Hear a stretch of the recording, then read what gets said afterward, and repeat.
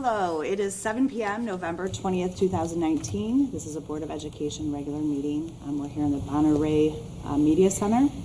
On behalf of the board, I would like to welcome all students, staff, parents, and interested community members to tonight's Board of Education meeting.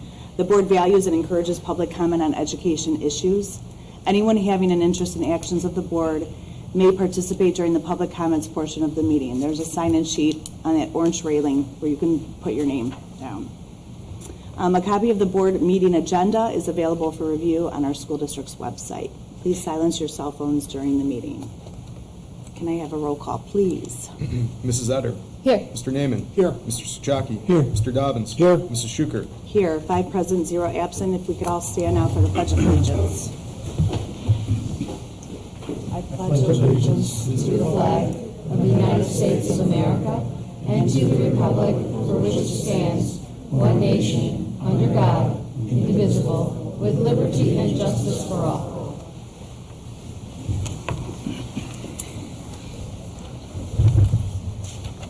Before we get the meeting started, I would like us to take a moment of silence.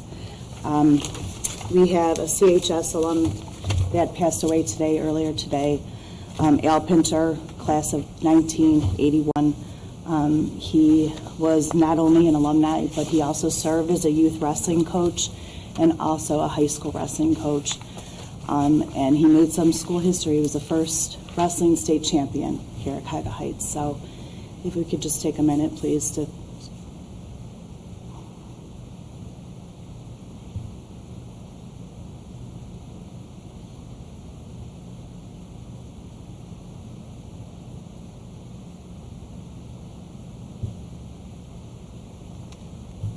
Okay, thank you.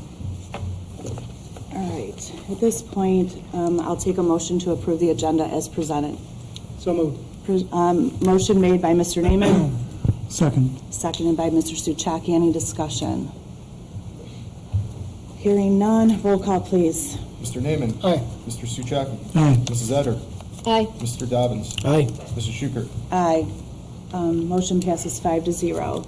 The next section is comments from the public.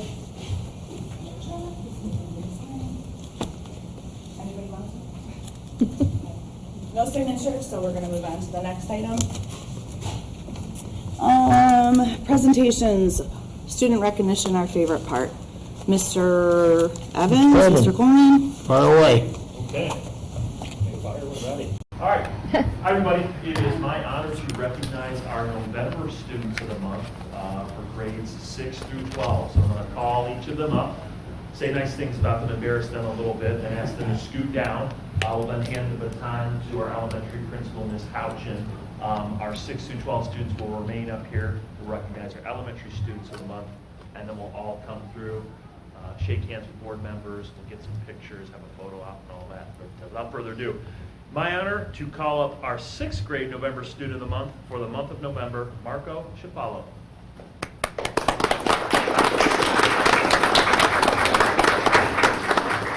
Congratulations, Marco. Cheers. Okay. So real quick, Marco, stand right here. There you go, front and center. Marco comes to us from the village of Valley View. Dad is Franco, mom is Alanda. 2 siblings, older brothers, Maz, an 8th grader, and Antonio, a 10th grader at the high school. I asked Marco about his future plans and an eternal question, what do you want to be when you grow up? And he said, I want to be an architect. He stated, I really like to design things. I love the idea of building and creating things. Good stuff. I asked him about his favorite subject, and he said math. He explained, math just comes easily to me, and I enjoy it. I asked him about his favorite teacher, and again, this is always the best answer. He said, not really, they're all pretty good teachers. Good stuff there. Good answer, Marco. And then Marco was nominated by the 6th grade team, and the 6th grade team had the following to say about him. Marco can always be counted on to be the positive example in the classroom. He's always looking for opportunities to do the right thing. He is consistently seen as treating others in a kind and fair way. He is responsible, dependable, both socially and academically. Congratulations, Marco. We are proud to have a fine young man as a member of our team. And I just want to say, we take academics incredibly seriously, but I love hearing when kids are just kind, and they treat people well. Sometimes it's an overlooked characteristic in society. So Marco, thank you. Can you continue to keep up the good work, okay? All right, I'm going to have you step down. There you go. And we're bring up our 7th grade student of the month, and that is Kyle Tomko. Come on up, Kyle. All right. Congratulations, Kyle. There you go. And Kyle was a student of the month last springtime, so we've heard from him recently. Some of this might seem a little bit familiar, but without further ado, Kyle comes to us from the village of Brooklyn Heights. Dad is Dave, mom is Kristen. Kyle explained that he has one older sister, Nicole, a Normandy graduate. I asked what year, he said a while ago. She's an adult. That's what I say too. That's what class I graduated. I just said it's a while ago. I'm an adult now. I asked him about future plans. What do you want to be when he grows up? And same thing we heard in the spring. He said, I still want to be a professional basketball player. I love the sport. And I said, okay, well, we got to have a fallback. Knees get blown out. Bad things happen to athletes. I was a former athlete myself, but unfortunately, I'm just not quite the person I used to be. So what's the fallback? And he said, well, I think I would like to work as an electrician. So I asked him why, and he said, I think it would be fun to play with wires, and I really like the idea of learning how electricity works. Right? And I said, well, we want to do that in the inverse sequence. We want to learn how the electricity works before we start playing with wires. Get there. In terms of a favorite subject, Kyle said reading. He stated, I really like it. I can get bored easily in some classes, but I'm never bored when I read. I asked him about a favorite teacher, and he said, Mr. Tartera. He's just amazing. He's fun, and I like his sarcasm. Good stuff. Kyle was nominated by the 7th grade team, and the 7th grade team of teachers had the following to say. Kyle Tomko is nominated as our November Student of the Month for the 7th grade for his diligence, conscientious attitude with his work. Kyle always gets the job done. He pays attention in class, gives insightful answers, and shares with his classmates his knowledge. He is an asset to his class, and we look forward to the wonderful contributions he has in store for the remainder of his 7th grade year. We are thrilled to have Kyle on our team. So again, congratulations, Kyle. Next up, 8th grade student of the month for the month of November is Michael Norton. Come on up, Michael. Congratulations. Okay. Michael and I sat down this afternoon to talk briefly. Michael comes to us from the community of Bedford. This is his 2nd year. Last year was his 1st year here. This is his 2nd year here, and so far he said he's had a wonderful experience. He likes school here and is happy to be a Redskin. Dad is Paula. Mom is Melissa. He has a stepbrother, Jimmy, who's a Bedford High grad, and he also, I asked about year, he said he's an adult. Common theme. Works over at Highland Software on the west side over Westlake. Interesting answer. I asked him again, what do you want to be when you grow up? He said, I always thought it would be weird to make a decision now. I want to go through high school first, see what I'm good at, and then I'll make a decision. With that being said, I know I'm going to college someday. Stuff there. Favorite subject, he said, probably social studies. I think it's very interesting to learn about the world, and I'm especially interested in the history of our country. I asked about a favorite teacher, and he had 2. He couldn't narrow it down. He said first he wanted to mention Miss DeVito. He said to Miss DeVito, I feel like I can joke with her. She's approachable, but she also does a really good job explaining things. And then Mr. Tartera again. I asked about Mr. Tartera, and he said, I like how friendly and straightforward he is. Stuff there. And Michael was nominated by the 8th grade team, and the 8th grade team had the following. Michael Norton has really been stepping it up this year. His first quarter of 8th grade has been his best one yet. He is dedicated, he's working hard, he's doing well, he's striving to do his best in all of his classes. He is kind and he's respectful to his peers and his teachers. We're grateful to have Michael on our team. Again, congratulations, Michael Norton.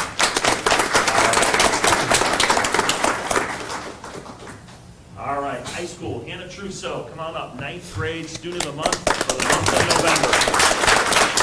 There you are, certificate. And we heard from Hannah recently as a student of the month, last year as an 8th grader as well, so good stuff. Hannah Trousseau comes to us from the village of Cuyahoga Heights. Dad is Frank, I see him in the building all the time. Mom is Carol. One sibling, Alex Trousseau, who's a 10th grader at the high school. I asked Hannah about future plans. Again, what do you want to be when you grow up? And she said, I think I want to study cosmetology and she's considering attending CVCC to pursue that program. I asked her about her current favorite subject here at the high school now. She said English. I asked her why. She said, I really like the book we're reading right now. It's a book called Speak. That, and it's my best subject, for sure. I asked her about her favorite teacher, and she said, my favorite teacher is Mr. Rademacher, which is her math teacher. I asked her why, and she said, he makes us laugh, and he's an all-around good teacher. He makes the subject matter very fun, interesting, and easy to learn. And then Hannah was nominated by her art teacher, Linda Mayer, I would like to nominate Hannah Trusso, a 9th grader, for High School Student of the Month. Hannah always brings a positive and helpful attitude to our art room. She works hard to do her best on her art projects, and I enjoy having her in class. She's a treat to work with. Thank you, Hannah. Again, Mrs. Mayer, art teacher. Congratulations, Hannah. All right, next up, 10th grade student of the month for the month of November is Nate Menkaus. Come on up, Nate. Congratulations, Nate. Go. And little known fact about Nate, he's a trivia whiz. So on Tuesday mornings in convocation, most Tuesdays, provided there's not a tech error or something, we do Tuesday morning trivia. It takes 2 or 3 minutes, but it's fun stuff. We do staff trivia about some of the teachers. We did a trivia day today, actually on a Wednesday, about kind of the football playoff game. We did 80s movie trivia, random stuff just to kind of spruce up convocation, have fun. And Nate's been a leader in that. Just about any category we put out there, Nate's one of our top 3 or 4 scoring Tuesday morning trivia people, day in, day out, topic in, topic out. So very versatile person when it comes to the trivia stuff. But anyway, Nate comes to us from the village of Cuyahoga Heights. Dad is Joe and mom is Christy. Buckle your chin strap. Nate has 7 siblings. Okay, I'm going to try and get through all these without an error. Okay, Joe, St. Mary's Graduate School, currently attending St. Mary's Graduate School, class of 2013. Mary Sarah, who graduated in 2014. Max, who graduated in 2016. Gigi, who graduated in 2017. Vivi, who I got to know last year, 2019. Monica is, of course, an 11th grader now. And then Johnny, who's a 3rd grader at the elementary school. So thank you for all the Menkaus. Wonderful show. We're grateful. Future plans. Nate and I talked a little while about this. He said he wants to, he likes the idea of pursuing a career in sports medicine. And again, is right now planning on attending CVCC and pursuing that area of focus. He wants to pursue a sport in college. He's a track guy like myself, an endurance runner, so we talked a little bit about that. And he says right now he potentially wants to pursue a career as a chiropractor. And again, I talked a little bit about my college running career and how I desperately needed a chiropractor. At one point, I would not have been able to continue. So good line of work to go into. I asked Nate about his favorite subject. He said math. It's something I'm good at, and I enjoy solving problems. I asked Nate about his favorite teacher, and he said Mr. Patterson. Just a quick hint, Mr. Patterson's going to have a good night tonight moving forward. Mr. Patterson, I like how personable he is. He's very funny, but he also makes the class interesting. He also said Mr. Patterson's very affirmative. Interesting observation. Nate was nominated by Mr. Durazio. And of Nate, Mr. Durazio had the following to say. Nate is a terrific student and person who I have known for the past 4 years through middle school track, basketball, FCA, and now in geometry class. Nate is kind to all and willing to help whenever possible. He's doing a great job in geometry class, getting all the homework done, and is very well prepared on a regular basis. Nate is a super kid who deserves this award. So again, congratulations. 10th grade student of the month for the month of November, Nate Menkaus. Keep up the good work. Okay, 2 to go. 11th grade student of the month for the month of November is Rachel Lehman. Come on up, Rachel.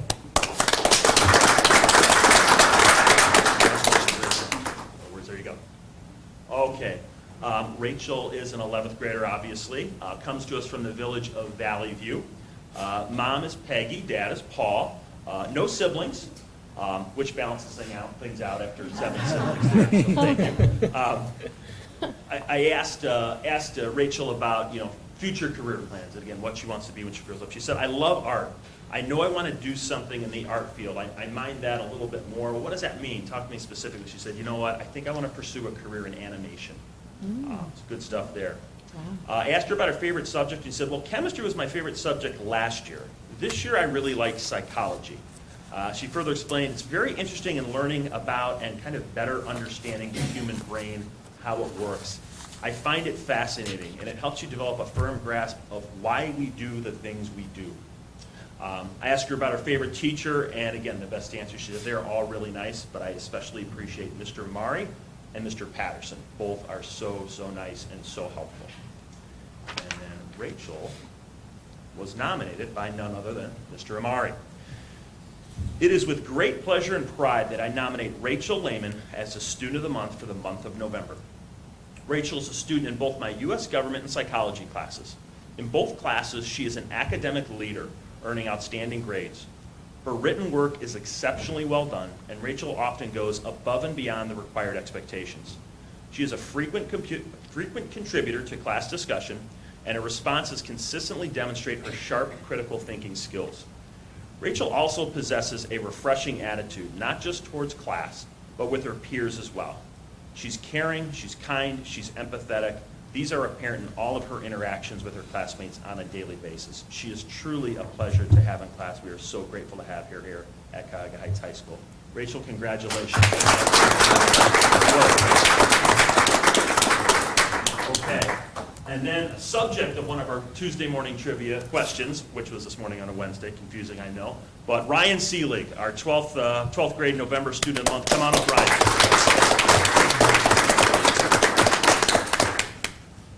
I think our first question this morning on Tuesday morning trivia was, this senior linebacker picked off a critical pass, or made a critical interception in the first quarter on Saturday night against Warren JFK to shut down a drive, returned it to the 28-yard line, leading to our first touchdown. If you chose Ryan Seelig, you were correct. So great job, Ryan. Ryan's been having a great season, a lot of fun. Ryan comes to us from the village of Brooklyn Heights. Dad is Howard, mom is Michelle.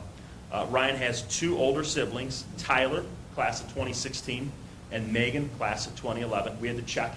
We had to check the wall. It was 2010, 2011, we checked the wall. Ryan says he wants to pursue a career as a psychologist. He said specifically he wants to focus on performing behavioral analysis. I asked him about his favorite subject, and he said, oddly enough, AP Psychology. Of that, he said, again, it's interesting to learn how the brain works and how so many things happen on a subconscious level. It kind of helps explain why we do the things we do.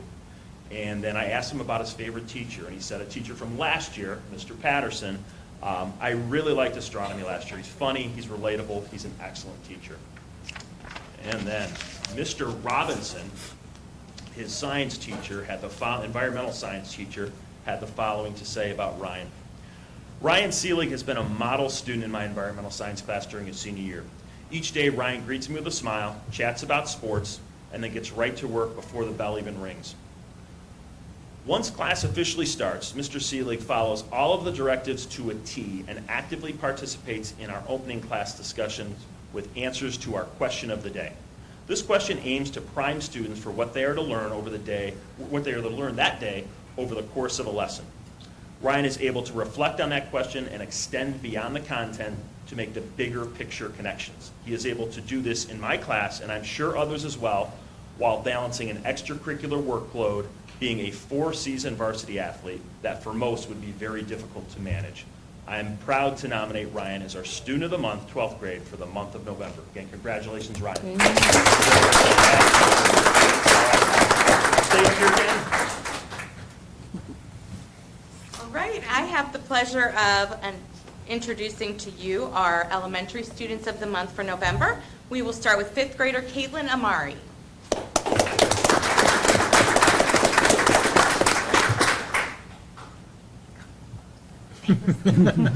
All right, this is Caitlin, who is almost as tall as me, so I'll have to wear heels to the graduation, right? Caitlin is in 5th grade. She lives in Brooklyn Heights with her parents Doug and Leslie and her sister Madeline, who I thought was in 8th grade, but she's in 10th grade already. I can't believe it. Caitlin likes to play basketball, soccer. She likes to paint, she said, and just hang out with her friends. Her favorite subject in school is science, and I asked her why, and she said because this year we're learning about space, so it's really cool to learn about space and also learn about things outside of our universe. And we had a little conversation about how that just seems so unreal. Like when we think about space, and it's nothing we can see right with our naked eyes, so it's just kind of cool to learn about. So she really enjoys science. She also said her favorite special is PE because she loves sports, and then guidance because different topics are covered each month, and that's a fun class. She is currently involved in student council, and in the past has been in science club for the younger grades. When she gets to middle school or high school, she'd like to continue to be involved in sports, basketball, soccer, but especially track, and she wants to be a long jumper, which just blows my mind. I don't know how people do that, but I have seen her jump at field day before, and it is quite impressive. When she grows up, she'd like to be a teacher and or athlete. Could be both. Could be both. And I asked her if she knew where she wanted to go to college. I've never asked this before, but I asked her if she knew about college. She said not really, but she has had a dream in the past to go to Harvard, and that's still a dream of hers, that she would, other than that, she doesn't know. That's her dream school. I asked her what her favorite elementary school activity or event is, and she said field day because she loves competing. And so I see a trend here. We have track, field day, PE class. I think we have a future Cuyahoga Heights athlete here. And then she wanted to let her parents know, thank you for bringing me to this school. She was nominated by Mrs. Bergen, Mr. Miller, and Mrs. Satterley, and they had this to say about Caitlin. Caitlin is an extremely caring person. She is always willing to help anyone with anything. Caitlin works very hard on her schoolwork and is an enthusiastic learner. She has the ability to brighten up any classroom she enters. She is polite to adults and peers in and out of the classroom. Caitlin consistently makes good choices in all parts of the school day. We can always count on Caitlin to be caring, honest, engaged, and safe. Congratulations, Caitlin.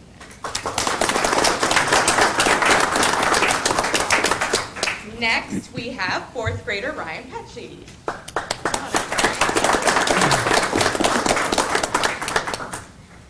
Ryan was nominated by Mrs. Bergen, Mr. Miller, and Mrs. Satterley as well. They said Ryan tackles new challenges seriously, eagerly, and with a positive attitude. He shows perseverance in all that he does. He has a kind, caring, and friendly attitude that makes him friends to all. Ryan consistently makes good choices in all parts of the school day. It has been a pleasure having the opportunity to get to know and work with such a fantastic person, classmate, and student. Way to represent being CHES, Ryan.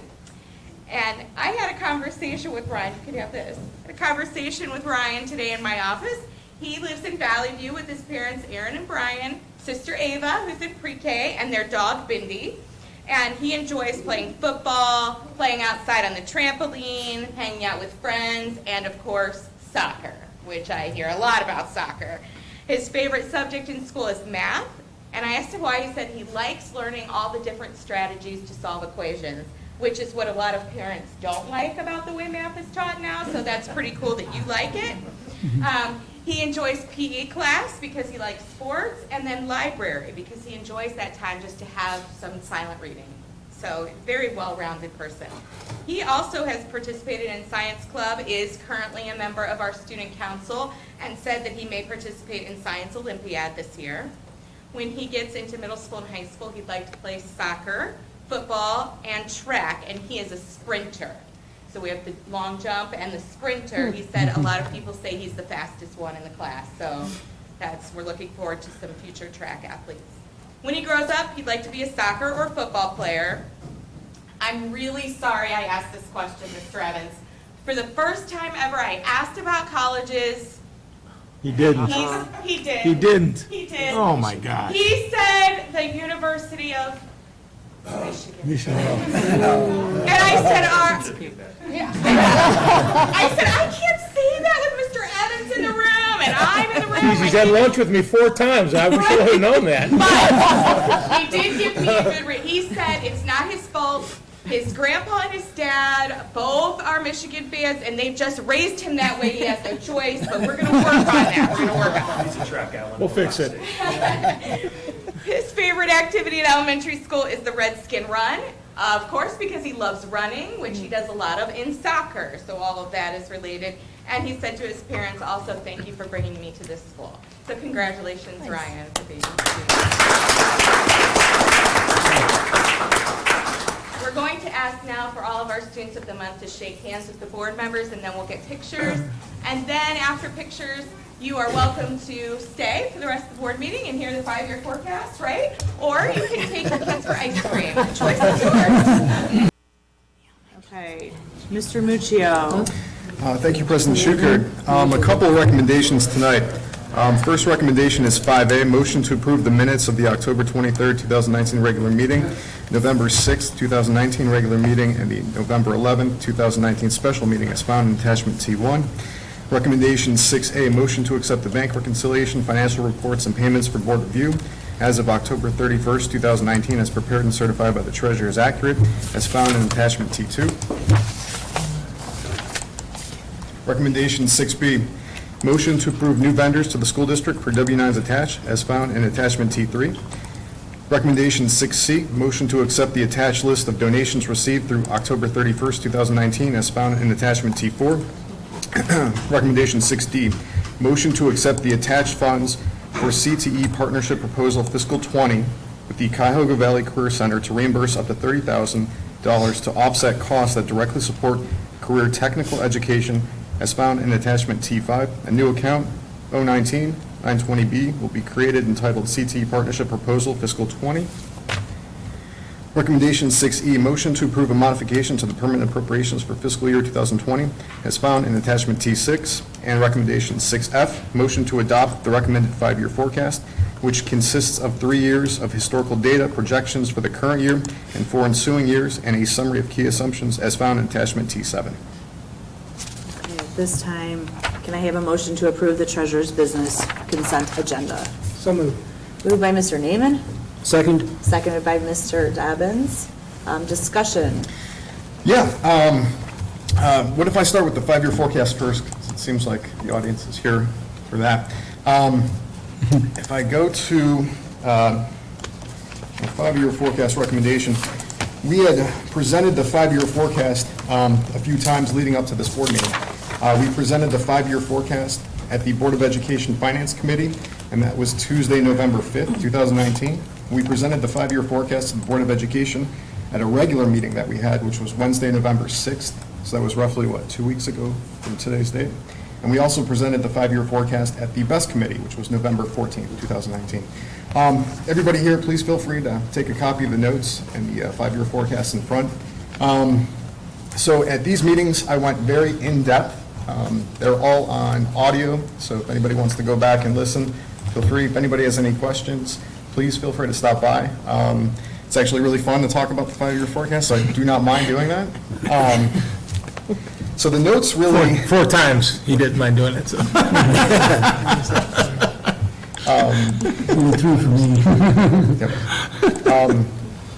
One of my goals when I started here was to take the 5-year forecast and present it in a fashion that everybody is familiar with it, and everybody can go through and easily identify any lines or figures in there and say, okay, I understand how this figure is comprised and how this figure's arrived at. Looking at our 5-year forecast sheet, just going through line by line, the top line that we have, general property taxes, line 1.010. Really the driver for that line is going to be percentage of taxes collected. So as we receive taxes from Cuyahoga County, the percentage collected, whether that goes up a percentage point or down a percentage point, is roughly about $200,000 to $300,000. So if our collection percentage is in the mid to upper 90s, that represents a number that's consistent with where we think we're going to be. If it goes as low as the high 80s, which it's been, I want to say 4, 5, 6 years out, that's going to affect the revenue that we see on that line. So the driver for the very top line that we're looking at, the primary driver is going to be percent of taxes collected, so the percentage of the taxes collected. So we're looking at mid-90s to upper 90s. We don't know that percentage until December from the county for the upcoming tax year. So we're kind of hedging what we think is going to take place. And this forecast is built with a conservative nature in mind. So with that being said, there is room for increased revenue in that line, but again, we're looking at it from a conservative lens, thinking that the collection percentage, may be not what it's going to eventually be, which will be higher, is the hope. We're kind of hedging our bet on that line. If we look at the next line below that line, 1.020, that's tangible personal property tax, but it's not the phase out of TPP. What that line is it's our public utility personal property utilities. So I'm going to abbreviate public utility personal property as PUPP. Our PUP entities would be utilities. So think railroads and the gas company, for example. So really what's going to be a driver for that line is going to be valuation. So as the valuation that the district sees for public utility personal property increases or decreases, that's going to be affected by the full tax rate for which we receive. So we want to see the valuation for those public utility personal property entities increase. The more we see that, the more revenue the school district is going to receive in turn with that. And there's an extremely high likelihood that those utility entities and railroads will pay their property taxes. So we do not have to worry about delinquencies now. So again, the driver for that line is going to be valuation. If we look at line 1.035, unrestricted state aid, and line 1.040, restricted state aid, that's money that we see coming from the state. So we receive our revenue in kind of two pots of money, essentially think of it that way. The first pot is going to be local revenue that we raise on our own. The second is going to be revenue provided to us from the state. We're forecasting that state aid is essentially going to remain flat, if not go down a little bit, by not having as many resident students as we have today. So we're not necessarily forecasting an increase from state aid. The state aid for the governor's most recent biennial budget was flat. So the governor puts out a 2-year budget, and that 2-year budget for per pupil state aid was flat to the prior budget. So 2 years from this point, with the governor's new budget, there could be an uptick in revenue provided to school districts for state aid, but it's probably unlikely to see a large increase when it comes to state aid coming from those two lines that we have. If we look at line 1.050, that's property tax allocation. The driver for that line and why it's going down so much is that's the phase out of our tangible personal property. So we lose about $213,000 every year. So if we look back to fiscal 17 and fiscal 18, we were collecting 3.2, 3.1. And if we look all the way out at fiscal 24, we're looking at 1.7. So that's a big swing for the school district. So if we were if it was paused or just held the same, there was no decrease in that line item, we're operating very efficiently. So our forecast is very favorable. By losing almost $250,000 every year, that compounds and adds on top of each other. So that line is hurting us every year because we lose about $213,000. So think of $250,000 every year that we lose. So this year we're losing 213, the next year 213, but added on. So it's always decreasing by that until it eventually phases out. And we calculate that phase out is going to be around 2031. So that's really the line item that's going to really factor into where's the significant decrease that we see in our forecast and why is it going down, and is there a need for a new operating levy? So if we had that money from the state, at least in my opinion, my 2 cents would be that would delay the need for a levy for quite some time. Below that, if we look at line 1.060, this is all the revenues. And the two key drivers in that line are going to be funds that we receive for the tuition program. And we have approximately right now about 190 students on tuition, the tuition program. In addition to tuition money on that line, we also see income from investments. So those are the two big drivers which make up that line. It's probably safe to say that tuition is going to remain in that same ballpark for the next several years that we have in the forecast. The interest that we receive on our investments is going down. We just talked about that today. So that's the driver for that's going to be the economy, the Fed. how they adjust rates. So rates were higher, I want to say in the summer of this past year, and they've been going down. So the more that those rates go down, the less cash that, we're going to see come back to us as income and investments too. And the notes to the 5-year forecast really talk on our portfolio and where our investments are structured and put. Any questions on the top portion, the revenue? Sorry. No, go ahead. What is property tax allocation? Yeah, property tax allocation line 1.050. This is going to be a good time. That's the TPP phase out. That used to be the floor tax that the businesses used to pay, and then the state eliminated that, and because to maybe lessen that pain a little bit, they're phasing it out. So the state actually reimburses us and they're taking $250,000 away every year from the district until it's completely phased out. We're one of about 60 districts left in the state of Ohio that still receive that money. That's a large portion of our budget, so we've aligned ourselves with other districts, the Solons, the Strongsvilles, the Mayfields, that still get a large number in that reimbursement to try and do what we can to hold on or slow down that phase out. But that's that was several governors ago, and that it's roughly $250,000 a year for us, so until it's gone. So. And if we look in the notes right now, because this might be a great example to show how kind of the forecast and the notes work together, if we flip to page 35 of the notes right now.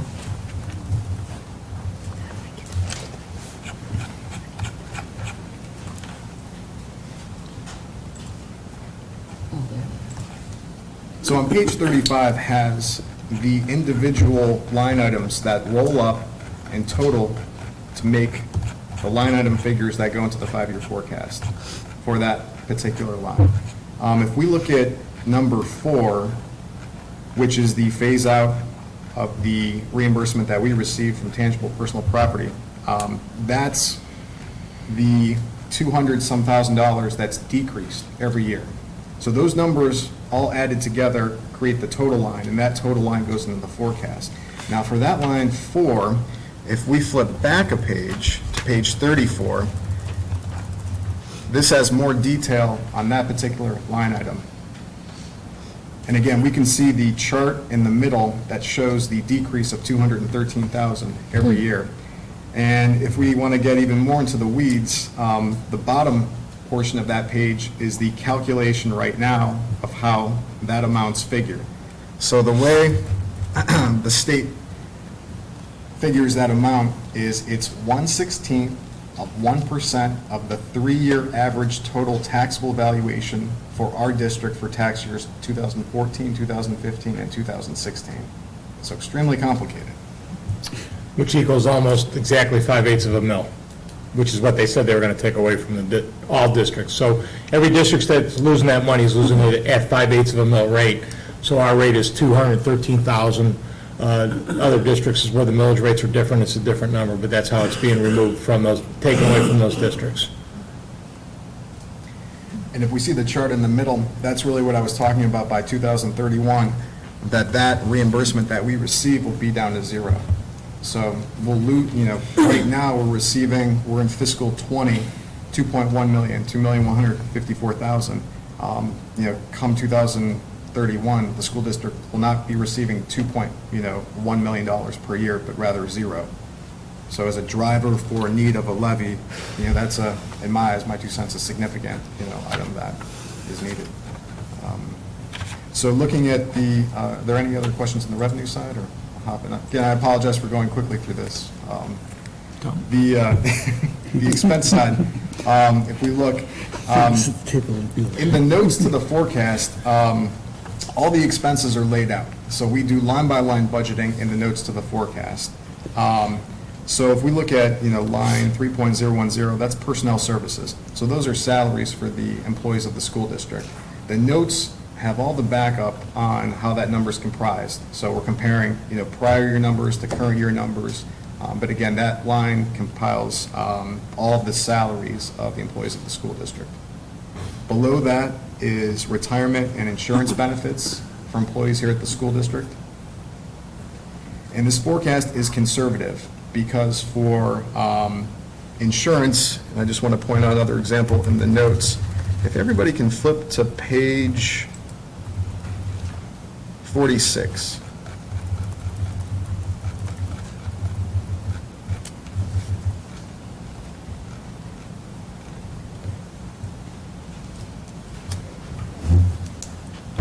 So on the bottom of page 46, there's a really good chart that I just want to point out to everybody. That's the 5-year history of the insurance rate increases for our school district. And we can see medical, drug, dental, and vision. And we can see that medical has increased as high as 12.5 in 2017's year. Now, it's been as low as recently 4.69 for 2019. In the forecast, and each year that I have for medical insurance, that includes, medical, drug, dental, and vision, I built in a conservative 12% increase. So will our increase be as high as 12% in this forecast? It could or couldn't. So that's a very conservative view of the forecast, just to build it at 12% as an increase every year, just because looking at the past history, it's been 7 and it's been as high or over 12% for medical. So it can be lower, which will affect the forecast because it won't be as high as 12%. That's essentially what's built into the numbers that we have going forward. If we go to purchase services, and everybody can flip to page 53. And on the forecast, this is line 3.030 purchase services. These are all of the expenses that are budgeted on a line item basis for all of the years forecasted, as well as the fiscal 19 actual as a comparison. So all these numbers roll into the total, which make up the lines on the 5-year forecast. So everybody can come here and see exactly what makes up the $3.4 million that we're forecasting for fiscal 20. So if I look at page 53, we can see field trips for line 14, 15, and 16 for the elementary school, middle school, high school. Below that, we have the high school chemical disposal services. If I flip to the next page, on page 54, and continue going, if we look at page 55, we can see more expenses that we have there. If we go to page 56, again, more expenses. And everything's broken down by object code for all of the expenses. And that's how school accounting works for the expense side, with object codes. So, everybody can take their time and go through and actually look at all the numbers that compile and make up all the expenses for what we have and how we come to, a logic or a methodology that we say, okay, this is, where the school district's going to be, next year, 2 years from now, 3 years from now with our expenses for what we have. And some of these lines are padded. So when we look at repairs for the school district, we build in a higher budget than maybe what is used for repairs. For salt, come winter, we put a certain amount in that line item category for salt. If we have a milder winter, we're not using as much salt. So, there's money there that goes back into the savings for the school district. Pest management. If we have more bugs, we're constantly, that may be a higher budget that, for what we need here for pest management. But, so this gives everybody the opportunity to go through at your leisure and just look at the expense items. And again, if there are any questions, please feel free to come by. If we go to the bottom of the forecast, we can see where our standing balance is. Last year in fiscal 19, very bottom line, 15.010, we're at 13.7 million. So we had been going up 9.5, 12.1, 13.7. Now we're looking at 12.9, 11.2, 8.4, 4.6, and a deficit of 143,000. So all the numbers tied to the notes and how those numbers are reached. But basically what we're looking at is a very conservative forecast in a lot of respects, but again, we do know that there are significant portions of money that we're losing, as well as we're not factoring in retirement per se for employees. And we know that retirements are, in the future for employees in the next 5 years for what we have. So there are a lot of variations to this forecast, and it's always going to change, and it's presented twice a year, November and May. But roughly, with the information that we have at this point in time, this is the most educated guess that we have to put a forecast out.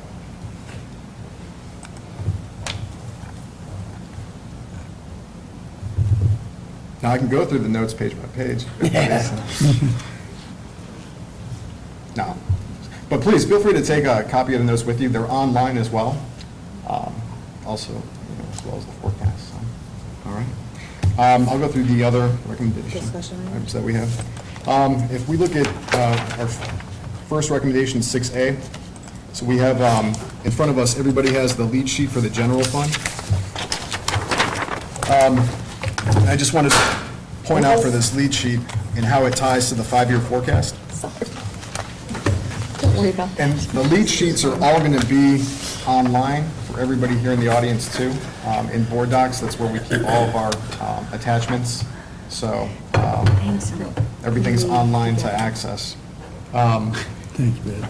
But on our general fund lead sheet that we can see and just how it ties to the 5-year forecast, so if we look at column B, row 1, that's our beginning balance for the school year here, which is $13,870,630 some dollars. If we look at our 5-year forecast, that's the figure that we ended 2019.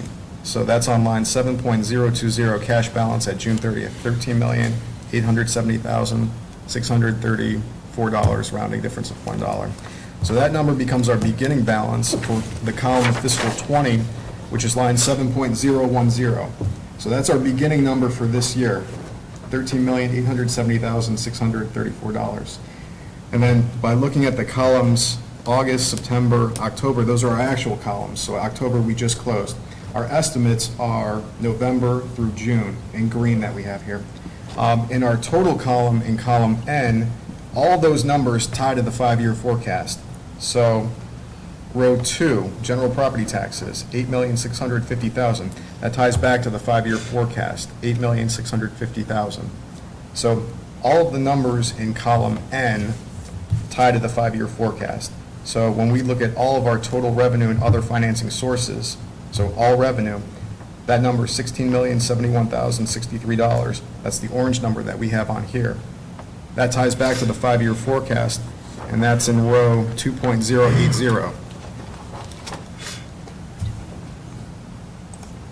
Same with expenses. So all the total figures that we have in our expenses at this point in time for our budget, if we look at the very bottom, which is row 30, column N, that figure is $16,875,269.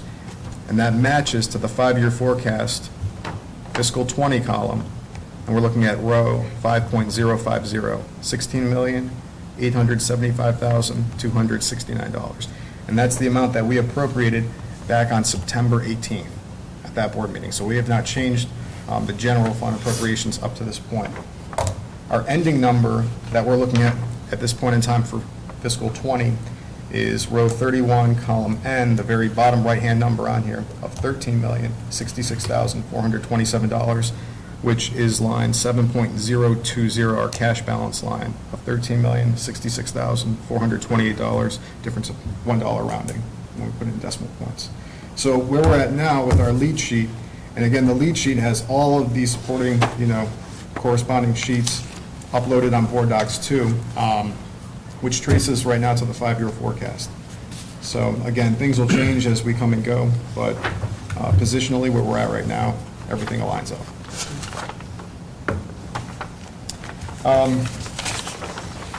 Going on from there, our new vendors, nothing uncommon that we have on there. The donations received, we thank officially the list that we have online. 6D is the partnership grant that we have with the CVCC. Dr. Claris, do you want to touch base on the CVCC $30,000 grant that's going to be used for STEM? Yeah. Sorry to put you on the spot. I can. So it's the annual partnership grant that we get every year from the Career Center. So we'll be using those funds to redo the 5th grade pod area. This year we'll be using it for furniture, some soft seating, potentially some technology upgrades. So we'll be planning in December and January with 5th grade team and Mrs. Houchin, hopefully ordering and with the vendor January, February with installation come June. So we have to have those funds expended by May 30th, so that we can get the refund from the Career Center. So, Thank you. okay. Next item, 6E, which is the modifications to the appropriations for our fiscal year 2020. We just have two modifications that we're looking to fill in. One is an increase of $30,325 to Fund 019. That's our other grants fund. So $30,000 of that is for the CT partnership grant that Dr. Claris just spoke on. So we have to bump up our anticipated revenue as well as what we're going to appropriate in order to spend. And then as well as $325 for Desiree Siley's student teacher stipend. Our second increase is $1,301, and that's for Fund 200, which is the student-managed student activity funds. So if we remember, board meeting a couple ago that we had our student activity purpose statements. So those are where the senior class and the student council class that we have, the students come and they actually compile their budgets. So the student officers, their president, vice president, treasurer, they sit through and they plan all the fundraisers that they have. It's really neat because they're working on their own little individual budgets. And then they say, okay, we're expecting this much revenue, we're expecting this much expenses, these are the dues we're charging, and then they roll everything up, total it, they sign it, they pass it over to the advisor signs it, passes it ultimately over to us, and then we in turn take what the students give us and we send those to the county. We say, okay, the students now have updated their budgets, so we're taking exactly what the students budgeted in the student council and the senior class, and we give that to the county and we say the students are driving, they're the drivers of it. So we give that to the, we're, of course, supervising it and monitoring it too, but yeah, so we take that dollar for dollar and we give it to the county and we said this is what's appropriated and this is what's estimated as revenue. So that may change as we go through the year, but we've adjusted our appropriations to align with the student activity purpose statements. Those are all 200 accounts. So every class, the NHS, LHS, any club, Spanish club, so those are any student activity accounts. Those are probably 15 to 18 different clubs or classes that would make that number up, so. Excuse me, Mr. Muccio, would this reflect an actual increase in dollars collected? It's not anticipated dollars, it's actual additional monies that have been received by these funds in the aggregate? Or is this merely a reflection of what people are expecting to earn, you might say, or Correct. retain? Okay. The second item, yes. So the students are anticipating, they're not going to, for the most part, they're not going to have a deficit ending balance except for maybe the first year class, the freshman class, because they're, buying T-shirts that they're going to sell at a higher rate. So they may have to go into the deficit in order to buy those T-shirts, and then there's fundraising and selling those T-shirts at a profit, and then eventually that account will go into the surplus. But all other accounts, no, they're, anticipating that they're going to spend, a total in Fund 200 of $26,301. And the revenue side is going to be a little bit more than that because some accounts go over. So the sophomore class, they're going to have some more money rolling over. So, the 26,301 is to the dollar of what the students are anticipating they're going to spend for the entire total fiscal 20.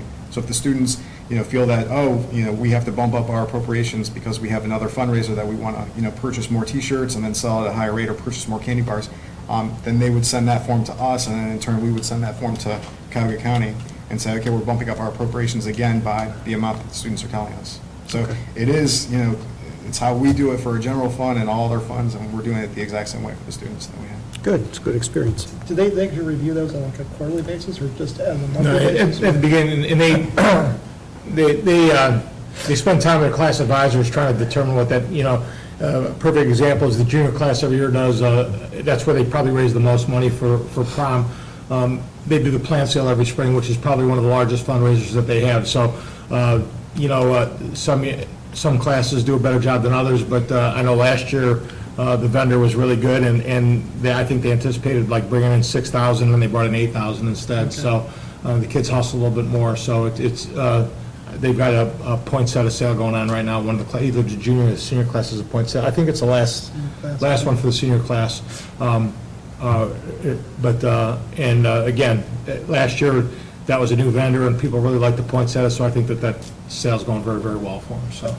So just based on driven events? Right. It's not really like And a. the classes really have things that are been tried and true for them. Okay. And I think the clubs try to get to the same way. I know Spanish Club is trying to do the truck out here for the parent-teacher conferences, and maybe aren't realizing the funds they'd like to realize out of that, so they might look at some different things. So it's part of the activity of managing the club, and then what do the funds go for? Okay, yeah. In those, the class funds, we all know, work towards prom, and then the senior luncheon, but with some of those clubs, and they have designated things, I know our Spanish teacher takes them to a day in October, the Day of the Dead is one of the field trips where they pay for some things there, so every class is a little bit different. The art club, actually, a few years ago, was given a scholarship. They had raised enough money that they had given away a scholarship at one point in time, so. That's great. Good experience. No more discussion at that point, so let's have a roll call.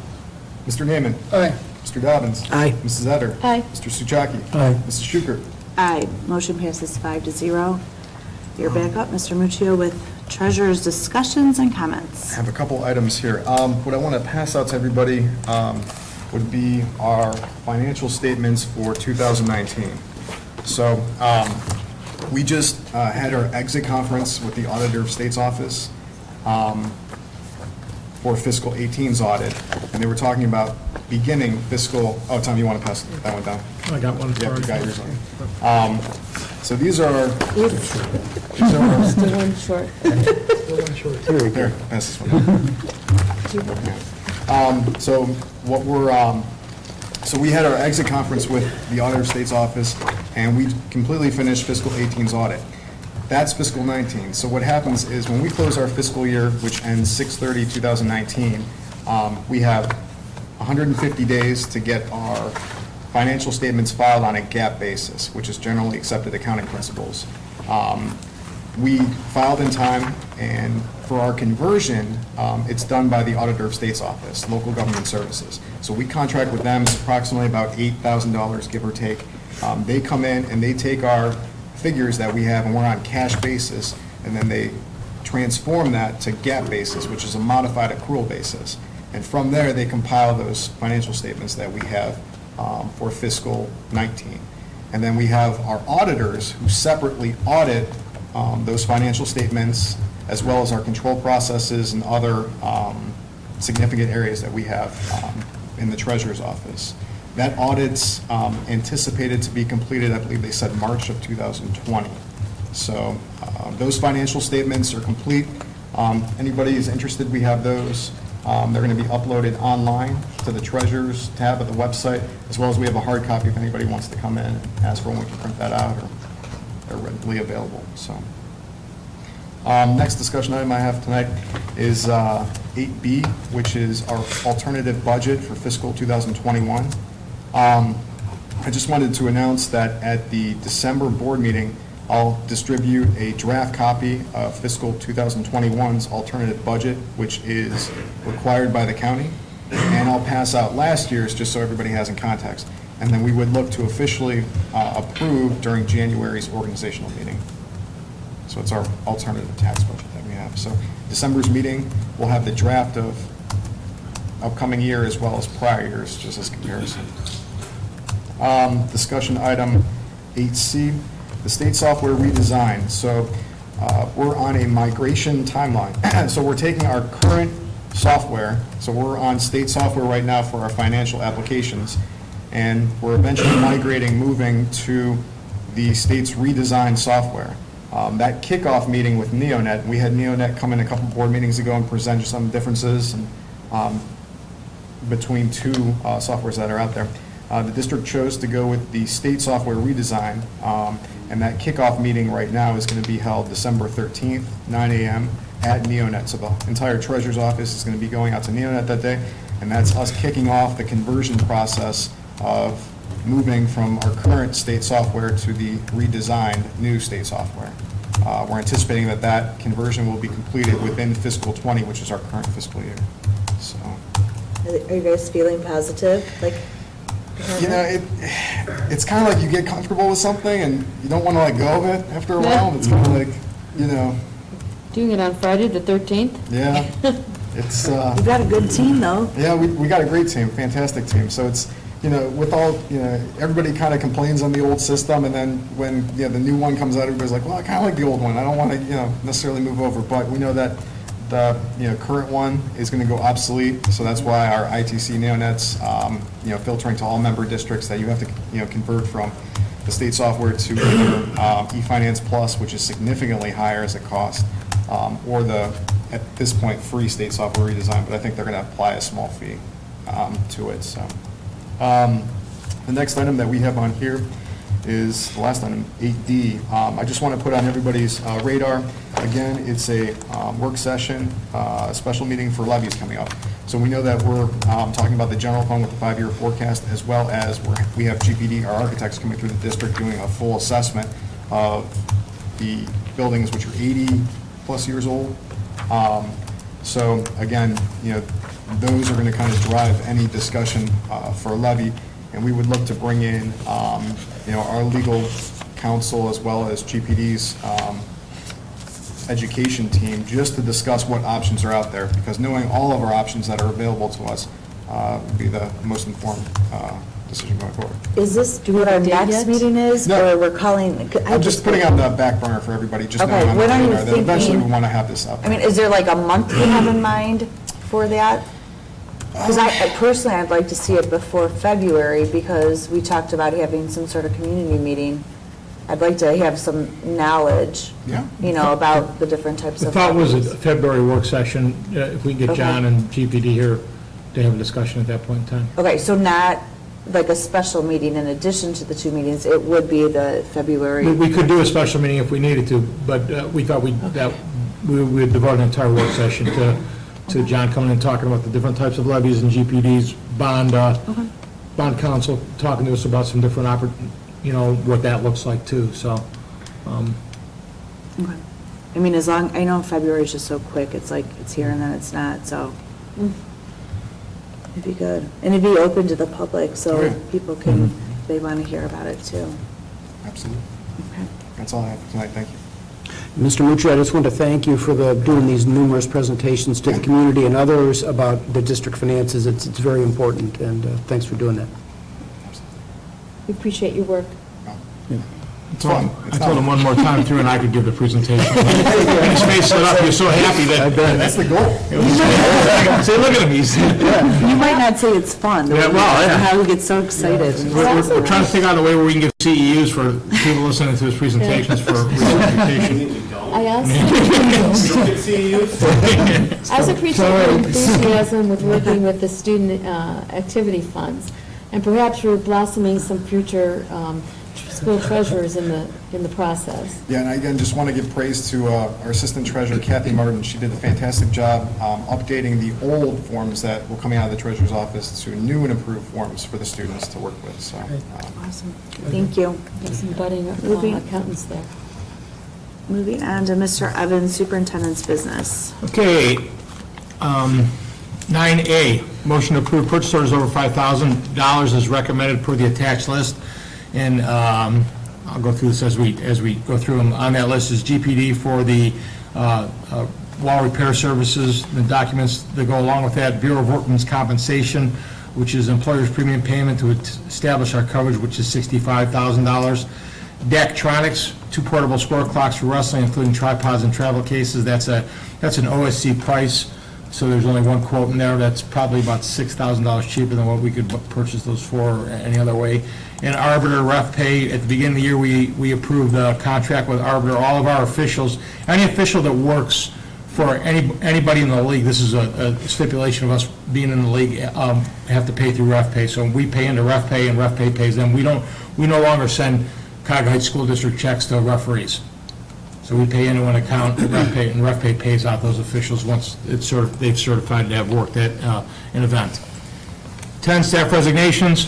Approved resignation of Renee Flowers, a substitute intervention specialist, effective November 2nd, 2019. B, approved resignation of Darius Gibson as a bus van driver, effective December 1st, 2019. And C, approved resignation of Darius Gibson as bus washer, effective December 1st, 2019. 11, employment certified, approve the reemployment of Dr. Theodore Caleros as assistant superintendent. B, approve reemployment Joy Houchin as principal pre-K through 5. 12, A, approve employment of Darius Gibson as custodian effective December 2, 2019. B, approve employment of Steve Bonar as custodian effective January 6, 2020. C, approve employment of Amanda Youngenberg as a student monitor for 2019-20 effective November 4th, 2019. D, approve employment of Doug Didio as a bus washer effective December 2nd, 2019. Employment of supplemental positions. A, approve employment of supplemental contracts, and on that list are set director, assistant boys basketball coach, and assistant girls basketball coach, volunteer girls basketball coach. That's DeAndre Azio, Kyle Manfredoni, and Kathy Martin. Assistant wrestling coach George Hasenall, wrestling scorer statistician Ken Cardeman. Co-indoor track coaches at 50% each, Doug Amari and Brandon Eddy, and volunteer indoor track coaches Joe Kokeb and Bill Atwell, and a substitute boys and girls basketball scorer Alex Krinov. Approve employment of Logan Dietrich as a technology aide during winter break. C, approve employment of pool lifeguards for 2019-20. 14, employment of substitutes, volunteers. A, approve employment of substitute teacher list for 2019-20 by the Educational Service Center of Northeast Ohio. 15, agreements, contracts, and memberships. Motion to approve the attached agreement with Cleveland Music Group for providing music for the prom on May 23rd, 2020. B, approve agreement with catering services by Heinens for prom to be held on May 23rd, 2020. C, a motion to approve attached agreement and purchase order with Dave & Buster's for the 2020 senior luncheon to be held on May 28th, 2020. D, approve technical support agreement. Motion to approve technical support agreement with the Cuyahoga County Board of Developmental Disabilities at no cost to the student or Cuyahoga Heights Schools effective January 1st, 2020 per the attachment. E, approve College Credit Plus Partnership Memorandum of Understanding with Cuyahoga Community College District for 2019-20. F, approve agreement with PSI for nursing services for 8th grade Washington, D.C. trip, April 7th through the 9th. G, approve revised agreement with Pep Prentice for medical aid services for 2019-20. H, approve revised school fee list for 2019-20, including fee for middle school, high school drug-free Club of America membership. I, approve agreement with Life Unleashed LLC for presentation services. J, approve fingerprinting service fees, a BCI check $30, FBI check $30. I'd ask that those items be approved. Can I have a motion to approve the superintendent's business consent agenda motions? So moved. Motion made by Mr. Souchaki. Second. Seconded by Mr. Naaman. Discussion. I've forwarded you the items on the contracts for Dr. Claris and Mrs. Houchin. I just got the county GCSSA updates today, so I put all that there. That just came at like 10 today, and so I did the best I could trying to blow that up. If I print it off at the size that it came in, you wouldn't be able to read it all. But yeah, those as previously discussed. Darius Gibson's is going to move into a day shift maintenance position for us. Steve Bonar will be our second shift maintenance person for us. Amanda recommended for a student monitor in the elementary building. Doug Didio will be the new bus washer replacing Darius. The supplemental contracts I went over. Logan Dietrich is going to help us out. It was a huge help to us during the summer. It's another, he's got a little Christmas break time, and quite honestly, that's relatively inexpensive labor to help us get some things done when there's nobody in the building when it comes to wiring and technology upgrades there. Pool lifeguards, substitute teacher list through the ESC, and then the prom items with the Cleveland Music and Heinens. This is the earliest, the senior, I got to find out who the senior class advisors are, because normally Dave & Buster's is something we approve in April, like the day before they go. So they've never, and we're scrambling around trying to get that approved. So the fact that we're approving that at this time of year is wonderful. Just technical support with county developmental disabilities is something we do annually for some of those students. There's no cost to us. The MOU with Cuyahoga Community College, you're going to see several MOUs on the College Credit Plus. We use Cuyahoga Community College, we use Cleveland State, we use Lorraine Community College. I think some of those may have come before you already, and I think we still... That's a revision, Mr. Okay. Mr. Evans, on the Tri-State. On the Tri-C, and we still also use Kent State, although I don't know if we have any students attending Kent State, but we still sign an agreement with them just in case. PSI Nursing Services for the 8th grade trip 2 years ago. We started sending the nurse because of the large number of students with medications and medical conditions. It was just a liability issue. We felt bad. We started that process 2 years ago. Prior to that, it was the teachers distributing medicine. Quite honestly, this kind of is more comforting for me to know that the nurses that are on call, and then if we have any issues with it, because I was happened to be on the trip one year when we had a student that had some issues, and a bunch of teachers and assistant principal looking at each other and really not knowing what to do with that student at that point in time. So, where did the cost come in for this? That's It seems a little high to me. PSI sets the cost, and that's who we contract with for our regular nursing services for. If we'd have gone outside of PSI, I can guarantee it would have been almost double that. It still seems very high to me. It's another $500 a day. I just want to say, though, it's a necessity. Our kids and their health, it comes first. I'm not saying we shouldn't have it, Right, I'm but just well, it's a questioning service just it's a service that expensive it is. provides.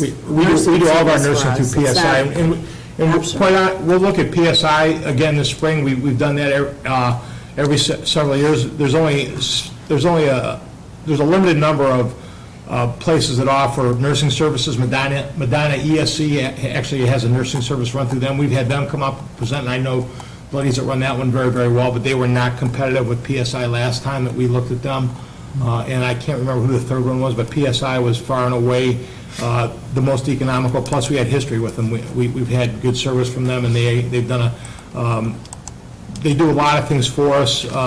For instance, with our EpiPen upgrades, I went to the nurse and said, listen, we need to upgrade our EpiPens, which we get for free, but we still have to have a prescription for. She went and did all the legwork. When I said we want to give our staff flu shots this year, she went and did all the legwork. She called around to get somebody to come over and do flu shots for us at a very reasonable price for our staff members. So she's been really, really great to work. PSI's been very great to work with. It's also, too, nursing services 24 hours. Yes. Correct? I On mean, the because trip, you're yeah. talking like in the middle of the night, you're talking traveling, so, I mean, when you think of expenses for something like that, even in home care and stuff like that, Yeah. 4 days, I mean, Because it's 1 day of prep okay, beforehand, okay. come out. She pulls So every, it's pretty, I mean- she pulls every emergency medical card.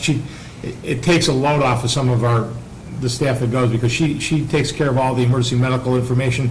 She registers she's here that morning at whatever, 5:30, and logging in medicines from the parents and making sure that we've got the proper paperwork to go and that type of thing. And it's just as far from the liability standpoint, just a kind of it's a necessity anymore. We did it a long time with having staff do it, and knock on wood, we didn't have anything major happen, so it's a just. lawsuit would be much more expensive. And actually, what brought it on was a student that was a high-need student the one year, and then actually, when she was there, she ended up helping us out with a couple other students on some medication issues, so we've just kind of rolled it into what we're doing with that, so. Again, I'm not saying. No. It's not necessary, Yeah. I agree we should have it. I'm just questioning the price, that's all. And get going through a service, they're covered liability-wise when we go through like PSI, so if we were to ask a parent that's a registered nurse, they don't have any liability coverage in doing that Yeah. for us. So while they're a registered nurse, my sister's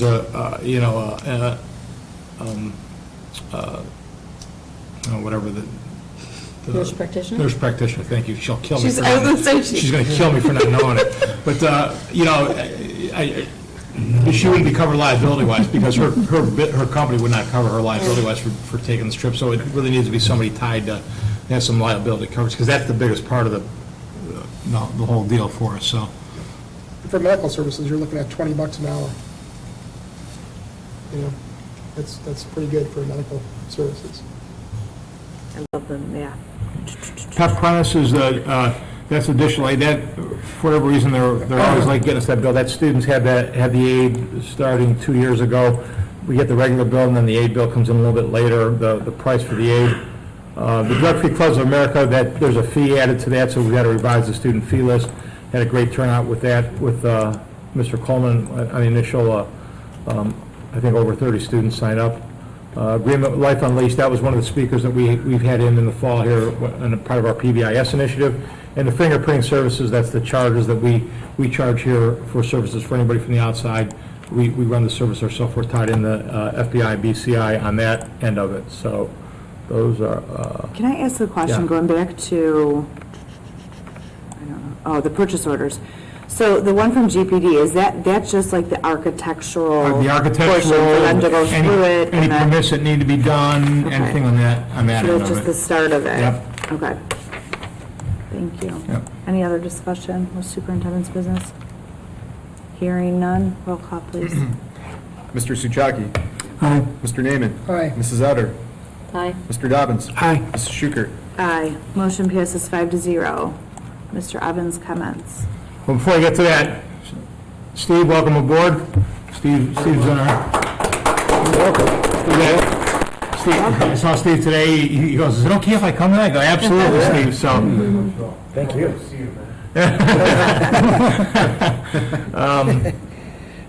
Some things we've got upcoming, I'll be attending all three villages senior citizens luncheons and talking to them about the capital improvement plan, what we have so far, and also trying to distribute some surveys so we get some feedback from them on some communication, to make sure that we're not missing out on them. And the best part about that is I get to go out with the choir or whatever, whoever's singing to them, and take 5 minutes of their time.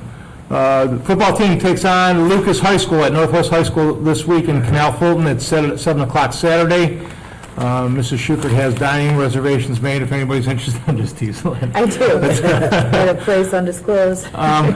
In December, we're going to conduct a safety meeting to determine how we're going to use some grant money recently released from the state. We've applied for some grant money. We're anticipating getting, I think, in the vicinity of about $4,000. So we have two options. One of them is we use the bolo sticks in the elementary building, putting those in the middle school and high school. The second thing that we looked at was door film, which is probably going to be in excess of $10,000. So we would, at some point, might have to supplement that to put door film on the doors that would essentially make them somewhat bulletproof. So it takes about 15 minutes to shoot through them. Then as I watch several, it's a 5mm layer, and they put it on. You can't even tell the difference when it's on and when it's not on. So it's really it doesn't cut down on anything else. So we have those two prices, and I'll talk to the safety committee about what they think is a little bit higher on the priority list, and we'll go with their recommendation on that. The student safety committee, we'll have our second meeting, and we're going to tour the district. I'm going to highlight some of the safety things that we have going on, and I actually asked them to survey some of their classmates about safety issues, so we'll have a discussion with them. Pretty good group. I've got 2 from each grade. Good interaction with those young people. I want to thank all the companies for the donations for the staff recognition fund. We got a tremendous response. We just shot letters out saying, hey, we're looking for some outside help for our staff recognition, and we're probably a couple $1,000s back in donations from, $50, $100, $200 a pop from a lot of our vendors. And actually, the Tavern in Independence not only gave us a check for $200, but then gave us 5 $20 gift cards that then we'll give out at the recognition. I'll get the date out to the board members because we're going to recognize Sandy at that at an event in December. It's going to be a Thursday night. I think the 17th is that right before Christmas break, and we're going to do that up at Harry's Steakhouse. Yeah. So love to have you all attend that. Can I ask you something? Sure. In between your comments? Is there any way, and I kind of think I talked about this years ago, and then things got a little hectic, and now we're back to some good stuff, but when we do like our recognition, is there any way to recognize a staff member? It's something we do in Lakewood, and I think it's really cool that, like, as staff members, we can nominate somebody, and so it would, I guess, go through you guys. I don't know. I'd be open for discussion. So we could have like one staff member, and that could be anyone on staff, from, cleaner to substitute to, teacher to admin. I don't know that admin's got it, but just saying, you guys are important too, and then that way, when we are recognizing all the students, we recognize a staff member too and hear about what their peers, why they recognize. There's a lot of ways, way back when, and Maria, I think you were probably at it one year, was the Golden Apple. They used to do a big gala at the end of the year, a dinner with where the seniors would identify high school, middle school, elementary teacher, and a coach, and they would get invited, and then the kids would talk about them. We used to do, when I was at Medina, we had a real nice Golden Apple that was awarded to a staff member, and then that staff member in turn selected another staff member and had to give reasons why they selected the staff member to get there. So I think there's some things we do. I'd certainly like to see us recognized, because we have a truly outstanding staff, from the secretaries, maintenance staff, all the way through our teaching staff and everybody in between. And I agree that we need to do something to recognize them. So I'm open for suggestions. And this is Actually, it's not, there's no cost Yeah. involved, because it's literally a certificate and people emailing, and it really, I think we have found, because then it's posted, in like the mailings or the weekly mailings or whatever that we get from our superintendent. It talks like about the write-up, and so you get to really learn about your coworkers. and I had done, when we were doing the chieftain, we had done some quarterly, we had just highlighted a teacher. There wasn't really a recognition, but we were trying to pick a different one from each building a quarter to do like a teacher spotlight on them. But I agree wholeheartedly, we need to get back and do some staff recognition, because we got a great group of people around here that do wonderful things, so. And then last but not least, is January 4th will be the gym dedication for Flip Saunders. I'll have the proclamation for the next board meeting, for the board to approve, and then we can read that. It's really, we put together an itinerary. Debbie will be here. Ryan's still waiting to hear permission from the NBA, because he can't come to the gymnasium because it's considered recruiting without permission from the NBA, even though they'll be in town the next day. So Greg's coming into town, Flip's brother, the only remaining Saunders from the original family. Mark Turbany, his agent, is going to be here. Mark's local. So we've got a really good, Marissa Conapelli is going to be the MC for us, graduate who now works for the Bengals. So it's kind of coming together. It's fun. It's going to be a nice evening. We're going to do it in between the JV and varsity game on January 4th. I contacted Trinity, and Trinity knows it's going to be free. We're not going to charge admission to the game that night. And then we're going to have a little reception in the cafeteria afterwards. So That's awesome. looking forward to all that. Thank you. Thank you. Moving on to board business. We have, I don't know if this should be a discussion or what we do, CVCC board member, the appointment. Yeah, I mean, we could talk about it. I mean, I don't know exactly how you would like to proceed. Obviously, I'm interested. I'm open We for could do that, suggestions. and if we decide to actually vote, you can't vote for yourself because it's a paid position, so. you'll Okay, have to so do you, abstain from like, voting. because I'm interested too, so do we do like separate vote, like, so we would vote for like Gary? I mean, I don't know how this works. I've never, We do, just like we do for officers, we take nominations from the floor. Because the size of the board, I don't know that we necessarily need a second, but we take a nomination from the floor, and then we would close the nominations and then vote on however many people there were. okay. Given that there's more than one person interested in the job, would each person want to take a minute or two and just kind of summarize their interest in the position and just kind of give us all a feel for... That's what I was thinking too. Oh, okay. Thank you. Sure. Thanks, Do I you read want your me to mind. go, or do you want to go? Doesn't matter to me. You're the president, you can choose. I'll go. I'm interested in the position. One, I think that it's a good idea to rotate and for board members to get their feet wet in different roles. I'm very interested in the CVCC as a school counselor in my professional world. I recommend students for career tech programs, and so I've gotten to know just through Lakewood, it's West Shore, it's not the CVCC, but it is equivalent. It's a technical career tech program. And I really enjoy learning more about that side of things. And just personally too, and I don't know if it's appropriate to say, but I'm going to put it out there, my son's thinking of attending. So I think I've looked at it not only as an educator and a board member, but now as a parent. And I'm excited to learn a different, facet of this job. And that's why I'd like you to vote for me. And I recognize that. When you indicated your interest, I gave serious consideration to whether I felt that was the right thing to do. That's one of the, and so, I suggested that we hold off on this discussion until everybody had a chance to go to the All Boards dinner again, which, Mark and I were there. In order to give you the opportunity to look at the Career Center again and think about which was the best fit for the two districts. And I am interested in serving a second term. I think I've done very well serving both districts on both sides by sharing information back and forth.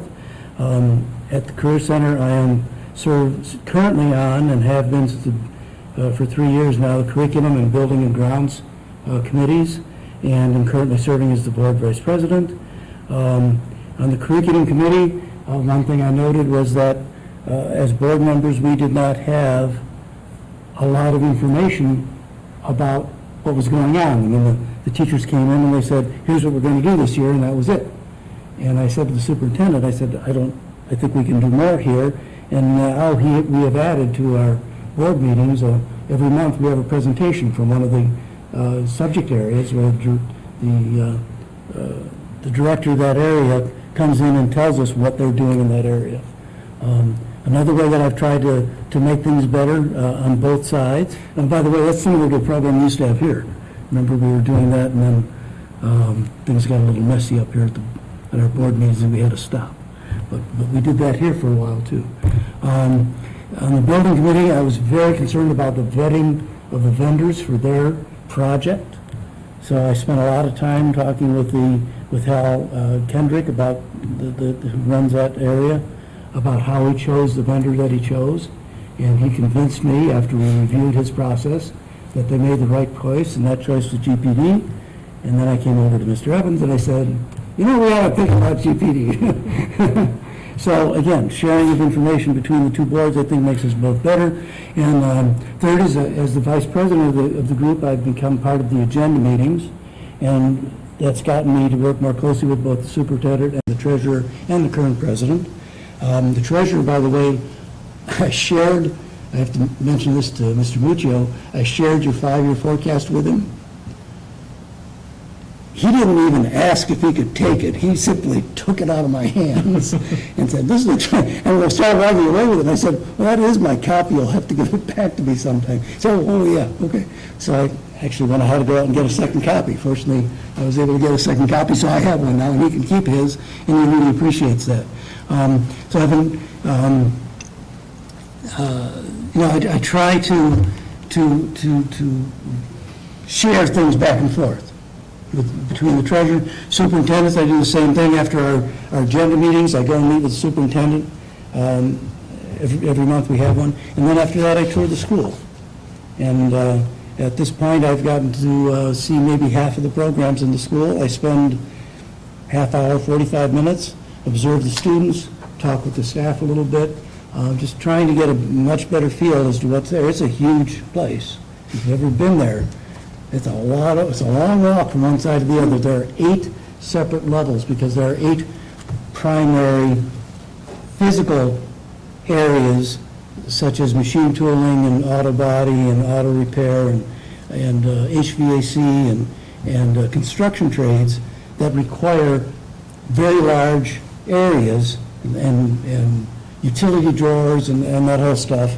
And then on the other side, you've got all the other programs, and it's really a pretty big area. So I've been trying to share things both ways, by the way. The welcome statement that we read, I borrowed some of that wording from the one in CVCC because I thought they were doing a much better job than we were. So I do try to share things both ways, and I think I feel like I'm just getting started after 3 years and want to continue doing it because I think I'm doing very well at it for both boards. So that's why, although I certainly recognize your position, I would like to stay on. Okay.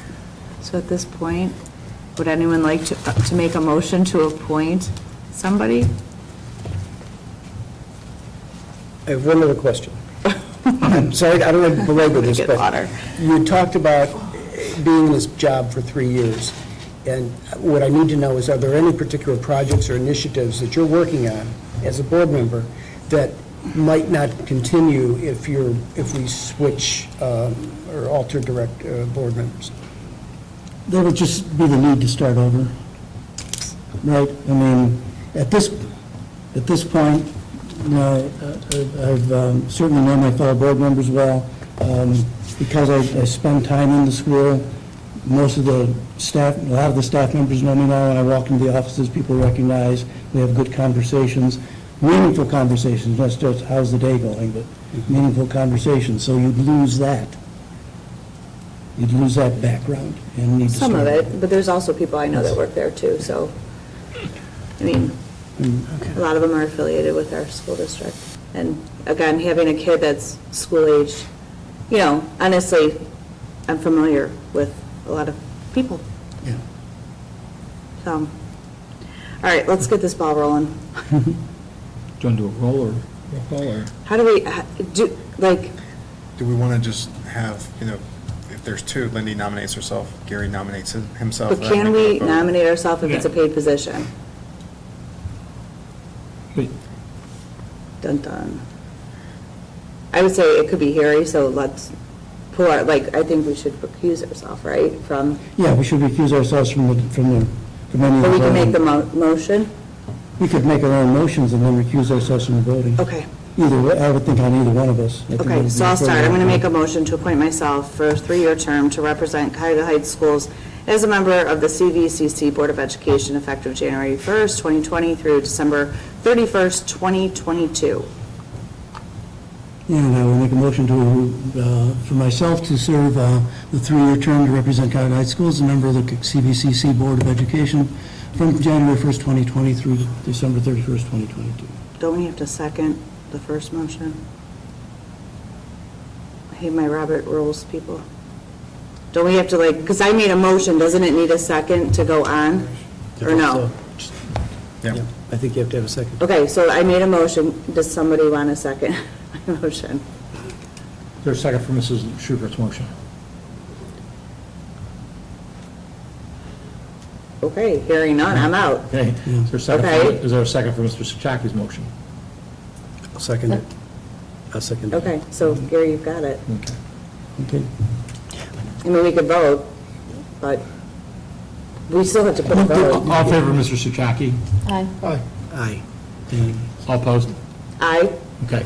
right? I mean, Is this open for, can we have a conversation here? What I would ask Mr. Souchaki to do, though, is if at any time you think that your value to that district isn't what it could or should be, I would ask that you strongly reconsider withdrawing and nominating Mrs. Schukert. I'd be honest, I wouldn't be interested if this board doesn't feel like I would. No, we have two strong candidates. No, but I'm just saying, if there's not any support right now, I wouldn't be interested in it. I wouldn't. I'm letting you know straightforward. So, Well, my point still stands. okay. Okay. I hear what you're saying, and I think it's valid. Okay. Okay, moving on. No professional No conferences? professional conferences. Board policies, first reading. Do you want to do this, Mr. Evans, or do you want me to? The first is, it's a first reading on the purchases. These are motions to approve the first reading of the rewritten purchase that Mr. Muccio outlined at the last board meeting you had discussion over. And for the other 5 policies, they're the tobacco, it's a second reading, so that would be approval of them. So we'd bring the purchases back for approval at December. That would be a second reading on that. So those 6 policies are up for approval by the board. Are there any questions on any of those policies? Hearing none. So can I have a motion to approve the board's business consent agenda motions? So moved? Moved by Mrs. Etter, Second. seconded by Mr. Souchaki. Roll call. Mrs. Etter. Aye. Mr. Souchaki. Aye. Mr. Naaman. Aye. Mr. Dobbins. Aye. Mrs. Schukert. Aye, motion passes 5-0. Any possible discussion items for the next meeting? One meeting in December, no work session, so it'll just be a regular And meeting. it's the 11th, well, we'll say it in a Yes. second, but, okay. Moving on to, my thing won't click on this, but board committee reports and comments. Mr. Neiman, would you like to add anything? You want me to go to someone else, Joe? Yeah, I'm actually Okay, just pulling up. Mr., do you want to go, Maria? Sure. I'd like to thank the board and all involved for allowing me to go to the OSBA conference. I enjoyed many sessions, and I geared a lot of my sessions that I attended on wellness of students and staff, social and emotional issues, and connecting with the community, different districts that did various things on getting more their involvement with their community, parents, and businesses to be more involved with the community. And in that, I know that, I just wanted to share that I think that this conference that the Ohio School Board Association is going to hold in February, Mental Health and Social Emotional Learning Summit, would be really good for maybe our staff members to go if they could, who are the guidance counselors. I know we've talked about increasing and doing more things for, in that line of the more the, how your social emotional being affects your learning. So I would suggest that for maybe our guidance counselors. Give me a copy of that, Mrs. Utter, so I have it. You can have this one's the extra Okay, one. thank you. And then one of the other things that I picked up from one of the sessions that I thought was kind of interesting, and I would like to see it done here. I just throw it out there. It was good night storybook reading. So someone from the elementary staff, could be a principal to a teacher, to the custodian even, read a book for a good night, and then you put it on the website, and so at night, members, a parent and a child could sit down, call it up, and you read a storybook to their child. And that came out of one of those meetings. I just thought it was neat and different, and a way to connect to your community in a very simple way. And also drives people to the website too.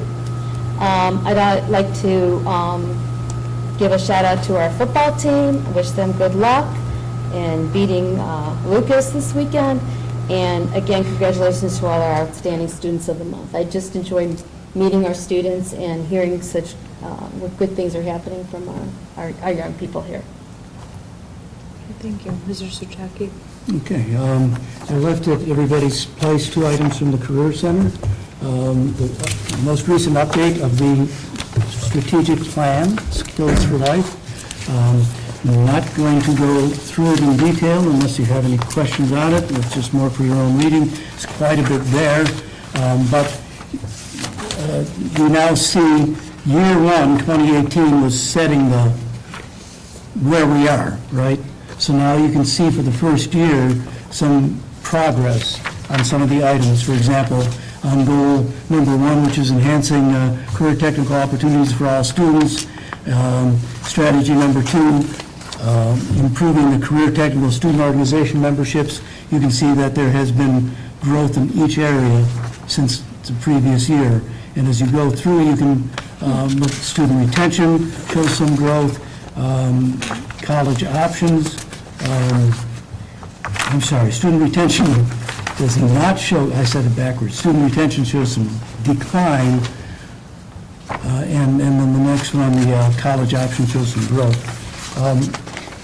One of the things that's really interesting is that the superintendent, Dave Mangus, has insisted on working with the data in raw numbers, so that if, for example, the student population would decline by 50 students, then you would almost certainly see a drop in, it would be difficult to meet the goals, because you'd have 50 fewer people to deal with, because he's dealing with raw numbers.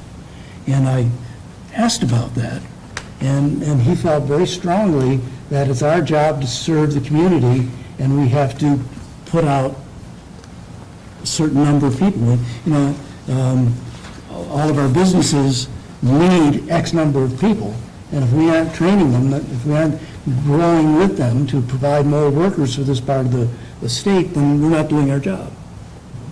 So he felt very strongly about dealing with raw numbers, which gives us incentive to grow everything in the organization. You know, to grow, and our competition, by the way, is not just Polaris. Our competition is more directly Cuyahoga Community College, because they do a lot of the same things we do.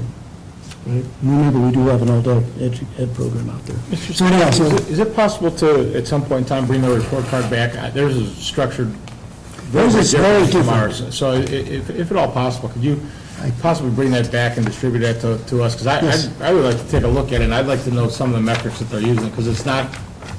It's really different. It's not remotely close to what we're using. And Dave does not get real excited about it because, well, we had a bad year 2 years ago. I think we came in at I don't remember if it was a C or a D, but it was not good 2 years ago. This year went up to a B, and he got a call saying, no, you might go up a little higher, and it remained at a B. So he downplays that a little bit, which is probably why I haven't said a lot about it, but I will be happy to do that for you. The other thing that I gave you is the program profile. And this is just an example of the program profile. There is a sheet for every program, so there's some 40 or 50 of these sheets available. Every department head is responsible for creating their own sheet.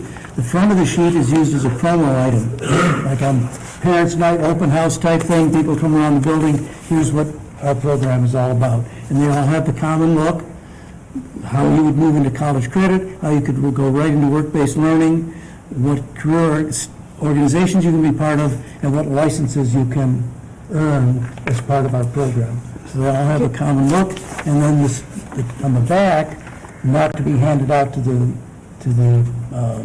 people inquiring, are statistics for the teachers, talking points for the teachers.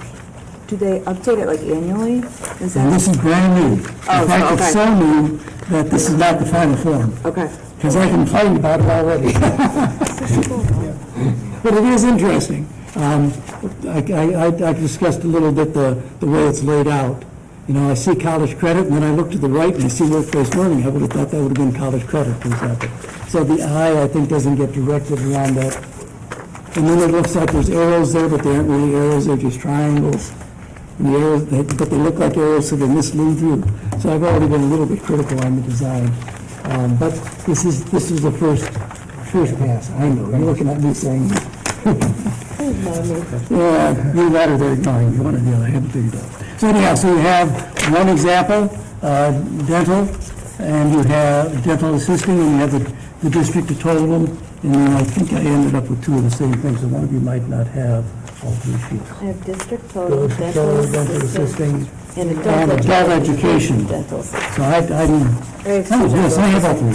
I have all three, in this road anyway. So that's the most significant thing I have out of the Career Center for this week. The other thing I wanted to comment on very briefly, I was able to attend part of the BEST committee meeting. I was here for the agenda review, and the BEST meeting started immediately afterwards, and there's only one other board member here that night, so I got to sit through the 5-year forecast. And then I left the meeting for a little while and then came back and sat through the group session with Aaron Graham, and I was very impressed with that session. She was doing a very, very nice job of getting feedback from residents. At that point, the administrators were no longer at the meeting. She wanted to work only with the residents, and since I was a resident, I was allowed to be there. So, she did a very nice job. I think we've definitely got a very, very good person in that position. That's all I have. Okay, so I'm going to kind of go chronologically. I've attended 3 BEST committee meetings, September, October, and most recently the November 14th meeting. I was only at the November 14th meeting partially. And so I did have the benefit of hearing Mr. Muccio's in-depth discussions of the 5-year forecast, and that's what I said before. I appreciate him reaching out to the committees and the communities. Also, on October 15th, I attended the evening session of an anti-bullying program that was held here at the school, and that paralleled a day-long session that this same speaker had for students and staff, in which he taught various, I'm going to call them anti-bullying techniques, but they were effective strategies to try and combat bullying.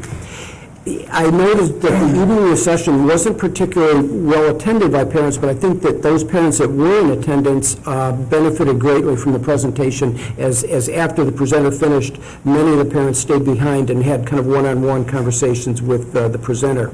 And I note that the administration and others within the school ranks have listened to the community's input about bullying and the concerns about that, and have reacted with programs such as this. So I appreciate their efforts to listen to the parents and the students, and to reach out and try and get speakers in that can address this concern. So thanks to the administrators and the staff for reacting so positively to the concerns that were expressed to the board earlier this year.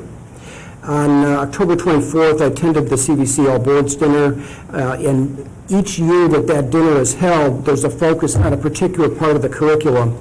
That evening, exercise health careers were in focus, and a CHS senior, Darcy Bundus, was a featured exercise health career student. She spoke that evening to everyone in attendance. And then at each district has a dinner table at which there's an ambassador. Our ambassador was Ms. Maddie Vance, who's also a member of the Exercise Health Careers Program, so we had a nice evening, a nice dinner. And lastly, I also attended the OSBA Capital Conference, and and what I would prefer to do is just summarize one particular session I was at instead of listing all of them. But there was a very interesting session that was titled Effective Superintendent and Treasurer Relationships. So they had a superintendent and a treasurer who had each worked for different districts and had risen through the ranks of administration, and they now were working together in a district, and in each of them had a shared perspective about what makes for a good, strong relationship. And what I took away from that is that there's a sense of mutual respect and support. There's strong communications. There's an open door policy, and both individuals talked about being able to help the other, but also to stay, as they say, stay in their lane. So I thought that was a very healthy presentation to hear, because it allows me to as a board member, to assess our own treasurer and our own superintendent. And I think from what I see, they have a very good working relationship. I also note that as a board member, that some of those same characteristics are ones that I, as a board member, can implement, and I need to make certain that I allow our experienced and competent administrators to do their jobs, and for me to kind of stay in my lane at times. So it was a very interesting session. Thanks. That's it. Mr. Neiman. Yes. I'd like to thank everyone for the opportunity to attend the OSBA Capital Conference last Monday and Tuesday in Columbus.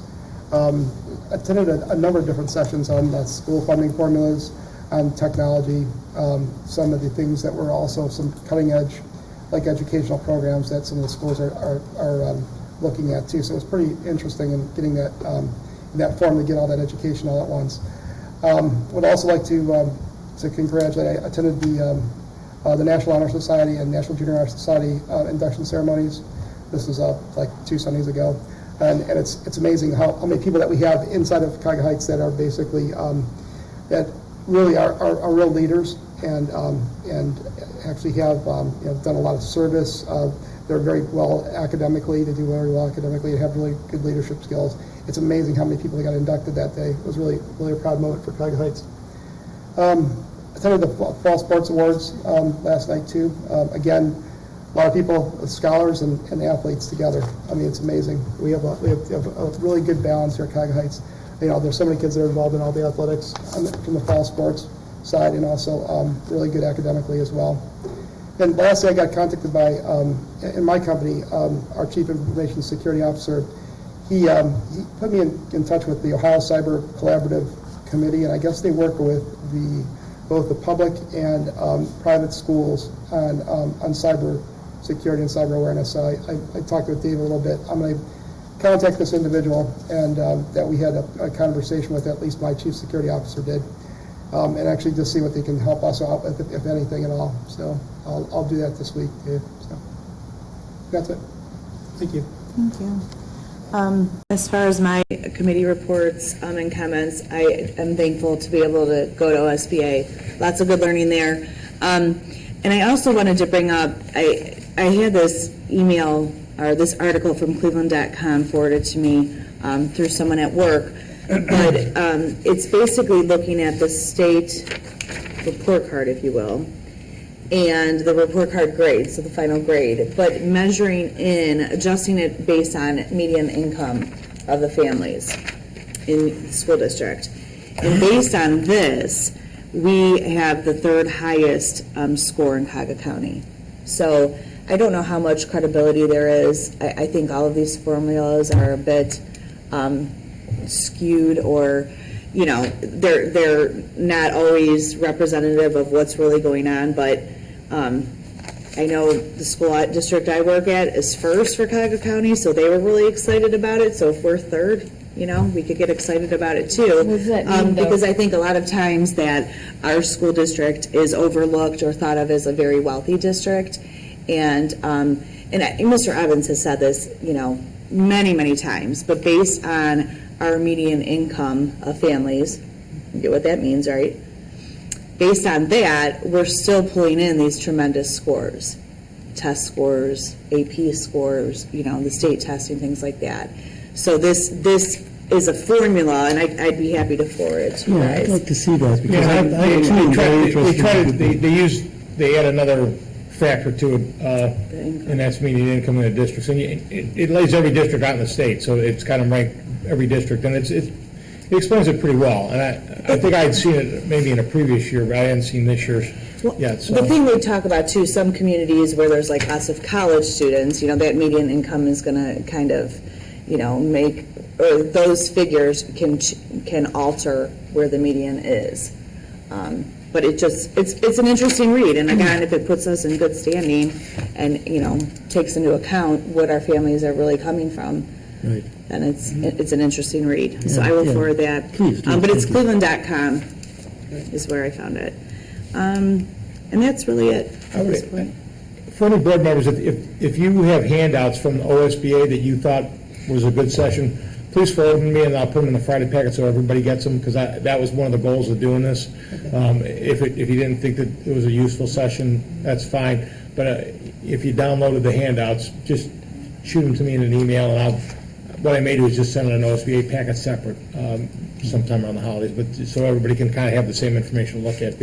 That's the whole reason for kind of spreading ourselves out and going to some different sessions, so. I didn't like print any. You didn't have to. You can download on any of them. You can download, you can still go Okay. in and download them. That's all we have. I took my own notes on things, like, Yeah. you guys want my notes, I'll be happy to share. Okay, possible future agenda items for our last meeting in December, anything that, I will be providing the board with an update from Mr. Zwizzler about the progress of the BEST committee thus far. That's all I can, and Mr. Evans may as well supplement that. okay. That will be noted. It should be noted that Board of Education members receive their agendas several days prior to the actual meeting, thus they've had considerable opportunity to study it, ask questions, etc. Upcoming regular meetings will be at 7 p.m. right here in the Monterey Media Center. We have Wednesday at 7 p.m. December 11th, 2019, and then our first meeting of the new year, our organizational meeting, and the first regular board meeting for 2020, Wednesday at 7 p.m., January 8th, 2020. At this point, I'll take a motion to adjourn meeting. So moved. Moved by Mrs. Zeller, seconded by Mr. Dobbins. All in favor? Aye. Motion passes, and it is 9:05, we're adjourned.